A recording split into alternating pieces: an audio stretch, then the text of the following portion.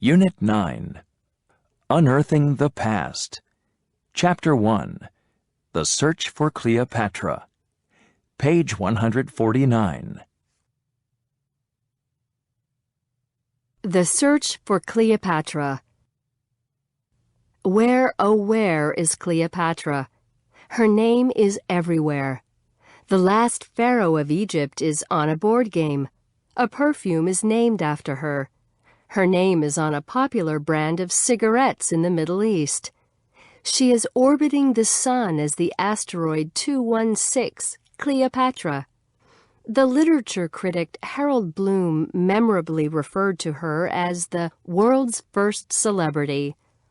Yet, if she is everywhere, Cleopatra is also nowhere. There is no reliable depiction of her face.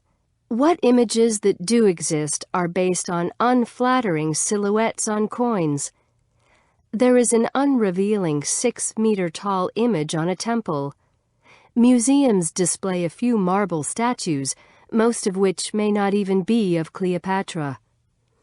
People have wondered about the location of Cleopatra's tomb since the Romans entered the city of Alexandria in 30 BC.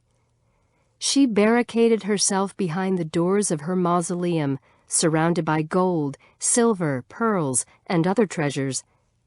It may have been in the mausoleum where she killed herself at the age of 39, so she could escape the humiliation of defeat and captivity.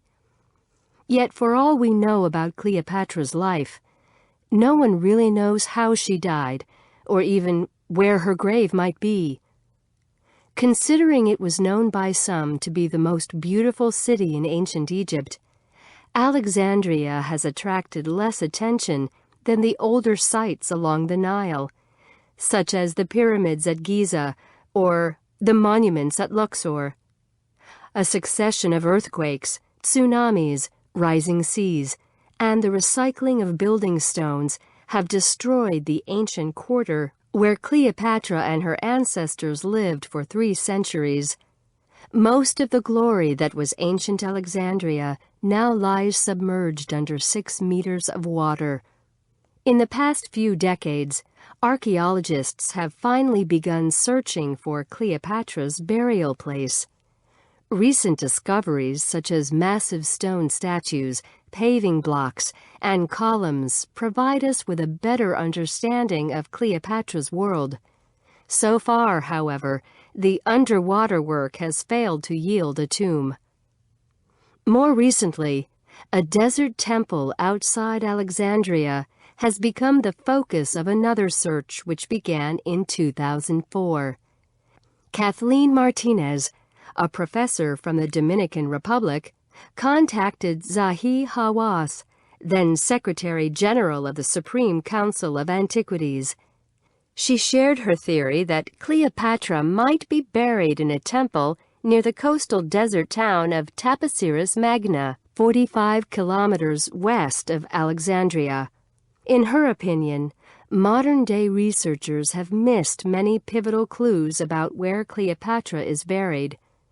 Martinez then traveled to Egypt and arranged to meet Hawass.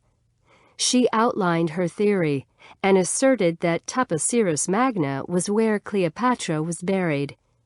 After studying more than a dozen temples, Martinez then headed to Taposiris Magna to explore the temple ruins.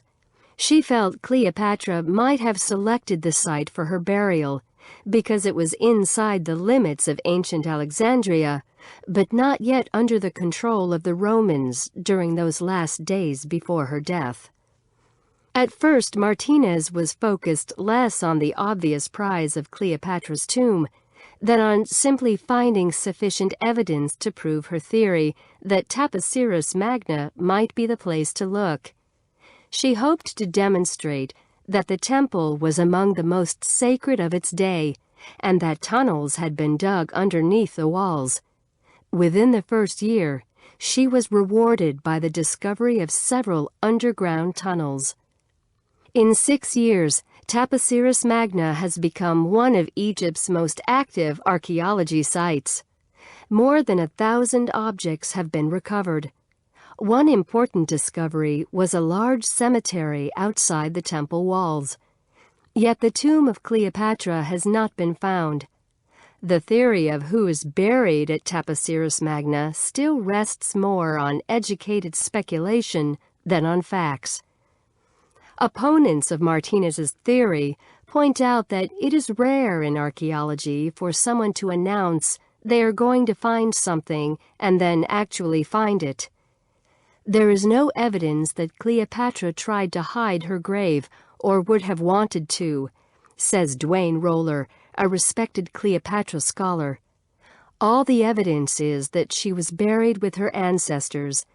The material associated with her at Taposiris Magna is not meaningful because material associated with her can be found in many places in Egypt. If Cleopatra's tomb is ever found, the archaeological sensation could be rivaled only by Howard Carter's unearthing of the tomb of King Tut in 1922. But will finding her tomb and her body deepen our portrait of her? On the one hand, how could it not? In the last 100 years, the only new addition to the archaeological record is what scholars believe is a fragment of Cleopatra's handwriting. On the other hand, finding her tomb might diminish some of the mystery that surrounds her. Right now, part of the appeal of Cleopatra is that she is free to be whatever we want her to be. Could finding her final resting place actually make us less enthralled with Egypt's last pharaoh?